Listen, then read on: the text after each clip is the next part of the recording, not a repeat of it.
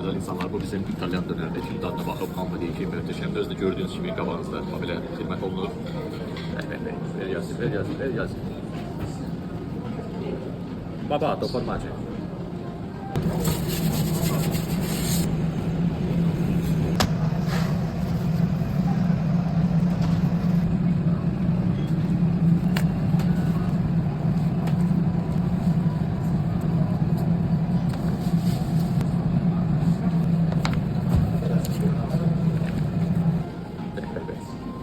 Ve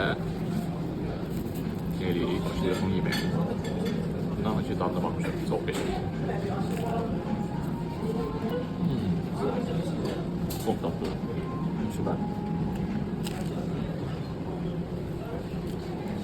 Deməli, çörəyi yumuşaqdır. Ət təbii ki dadlıdır. Rolka, parmezan, sousu, hamısı bir-birindən çox qəşəng düşür. Hamınıza tövsiyə edirəm. Daimi müştərilərimiz var, hansı ki sırf buna görə gəlirlər bizə. Süperdir.